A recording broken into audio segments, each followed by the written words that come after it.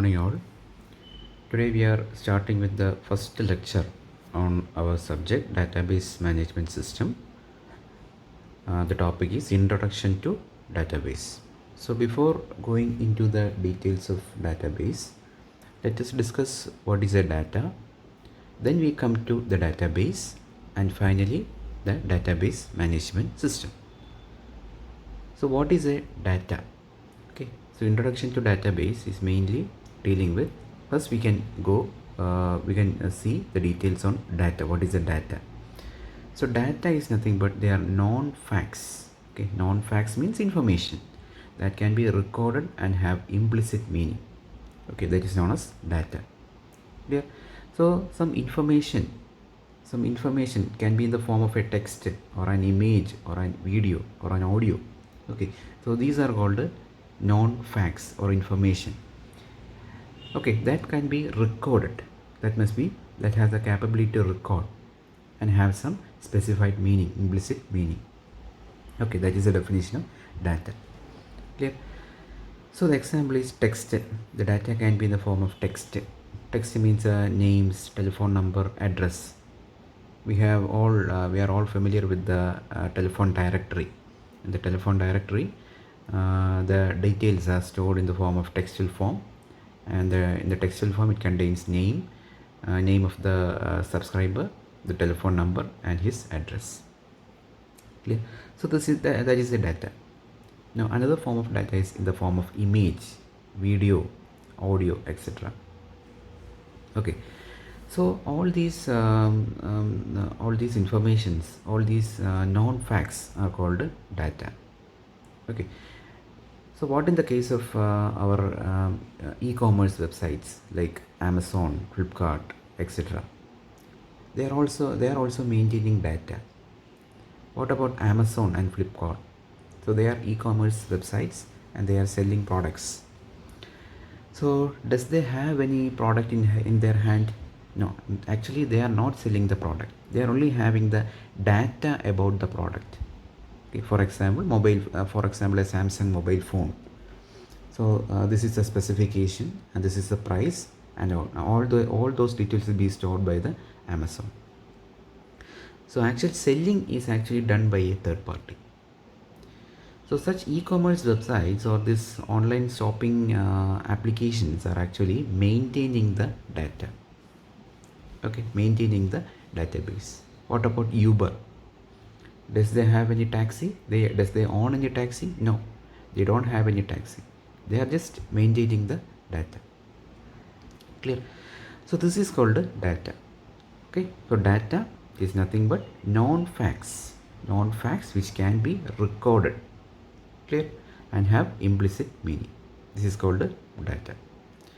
Now let us discuss about database. What do you mean by database? So we are having the data. We need a container to store the data. That is called database. Okay, so the actual definition goes like this. Database is a collection of related data. The data must be having some relation. Only those type of data can be called as database. Clear? See this example. This is a student database. It is having the details of the students such as roll number, name, department, marks. So this can be called as a database. Now let us see another example. Example 2. This example 2 is contain attributes like roll number, grocery price, car model. So these informations or these data does not have any relation. They are not related with each other because roll numbers are actually related with the student database.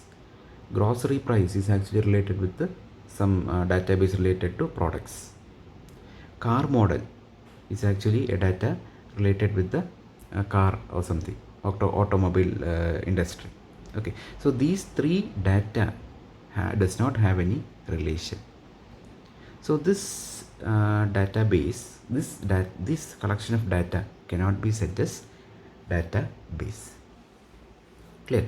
So that is the importance. So database is the collection of related data. Only if the data is having certain relation, that can be called as related, that can be called as a database. Clear? So these data are stored, these related data are stored in a database. Okay, so this related data can be digitally stored in computer. Okay, this database can be digitally stored in computers in the form of tables or relations.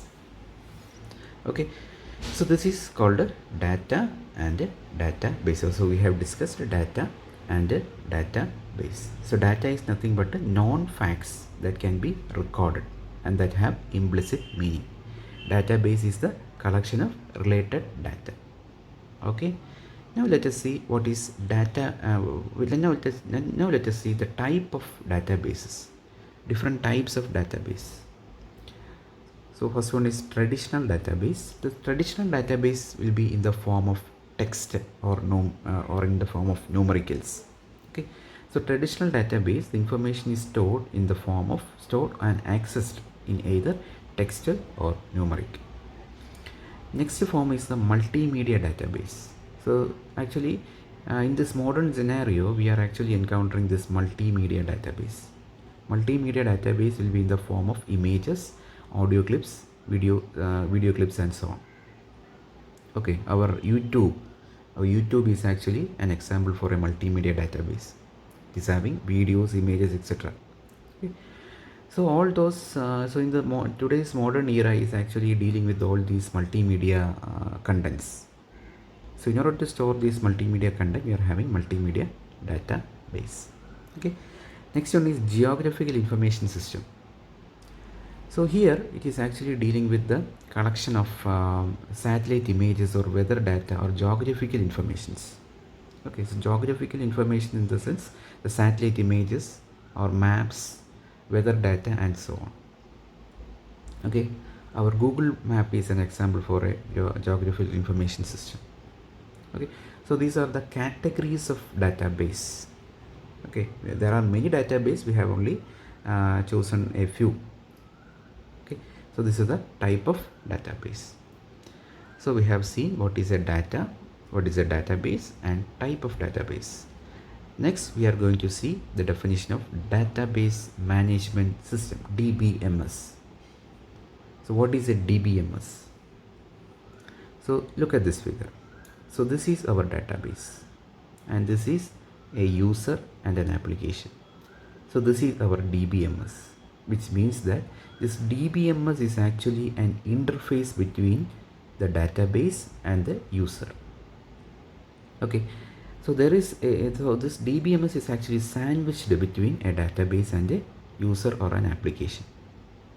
Okay, so the actual definition of the DBMS goes like this. DBMS is a collection of programs that enable user to create and maintain a database. So this DBMS is actually having certain programs or software. That software will help the user or an application to collect information from the database or to store information to database. Suppose we need to store the student details in the database. We will write a program. We will write a program to store those information in the database.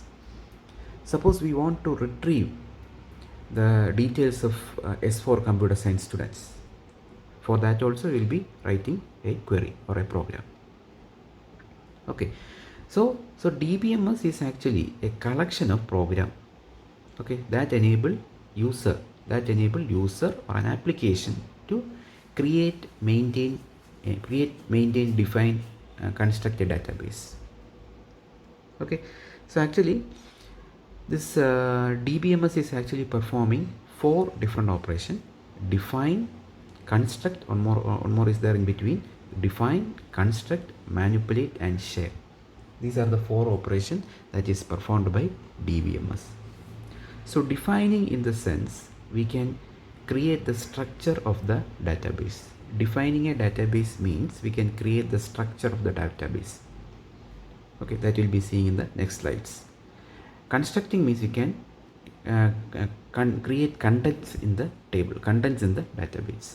Like we can include contents in the database. or manipulate means we can modify, and sharing means we can transfer the database to many users or many applications. Okay, these things will be we are going to discuss in the next slides. So now in this slide you just remember that what is remember the definition of database management system. Okay, so it is a collection of program that enable user to create and maintain a database. If you want to create a database, we can write a program. If you want to store some details in the database, we can write a program. If you want to retrieve some information in the database, we can write a program. Okay, such collection of programs are included in the DBMS. So DBMS is an interface between database and a user or an application. Okay, now let us explain about these four functions. Okay, so DBMS is a general purpose software that facilitates the process of defining, constructing, manipulating and sharing the database among various users and applications. So these four functions are included in the DBMS software. Okay, so DBMS is a general purpose. This is another definition for DBMS. Okay, the first one we have only just seen the basic definition. This is the detailed definition of DBMS. DBMS is a general purpose software that facilitates the processes of defining. Okay, what is defining? That we are going to explain now. Constructing, manipulating and sharing the databases among various users and applications. Okay, now we are going to explain about these four functions: defining, constructing, manipulating and sharing. So what do you mean by defining a database? Defining is nothing but we are giving the computer the instruction to create the structure of the database. Structure in the sense, what are the contents that is going to be stored in the database, what are the attributes included, what are the constraints, what are the data types and so on. So all these things are actually done in the defining a database. It involves specifying the data types, structure and constraint of the data to be stored in the database. Okay, let us see an example. We are going to create a student database. Okay, so before creating the student database, we have to define the database. Define in the sense, we have to instruct the computer that what all attributes will be stored. Here we are having four attributes: roll number, three attributes: roll number, name and marks. The roll number is stored as string, so the data type is string. Name, the data type is string. Marks, the data type is float. Okay, we can also store the data type as varchar. Okay, variable combination of characters and numericals. Okay, that is called varchar, that we will be seeing in the forthcoming slides. So here I have just mentioned a string, roll number as string, so this is the data type. Name, string, this is also data type. Marks, float, this is also a data type. Okay, this is how we define a database. Okay, we have mentioned the attributes as well as its data types. Okay, we can also define certain constraints. What do you mean by constraints? So constraints are rules that can be defined in the database. For example, we can set a rule such that the field marks must not be left empty. Okay, in certain when you try to fill certain application forms, the date of birth field should not be kept empty. Okay, if you are leaving it as empty, we will be getting an error message. So that is a constraint. So similarly, here we can set the marks field must not be left empty. Okay, left empty. Okay, now another constraint we can make: the name of the students must be starting with the capital letter. That is another constraint. Okay, so these are the rules that we can actually include in the database. Clear? Now another thing, we have told about defining a database. The structure and all will be maintaining. So where will this structure and all these defining things will be stored? This will be stored in a separate area. Okay, that separate area is called catalog. Oh, or it is also called metadata. Okay, so this definition, the description of this definition is stored in a separate area, separate database, and it is called a catalog or a dictionary, or it is also called metadata. Clear? So the database definition or description information is stored by the DBMS in the form of database catalog or dictionary. It is also called metadata. Clear? So this is called metadata. Okay, so for defining the database, we will be using certain contents like the type of the data type, the type of the attribute, structure, constraint, etc. All these contents will be stored in a separate database, separate storage area, and that area is called catalog or dictionary. It is also called metadata. Okay, so metadata means data about data. Okay, it is called metadata. Clear? So defining, we have already completed defining. Now let us see what is constructing. Constructing means we can insert information or store data in the database. So constructing the database is the process of storing the data on the storage medium. Okay, so we have already created the structure of the database, student database, and we have inserted these values. That is called constructing. Okay, next one is manipulating.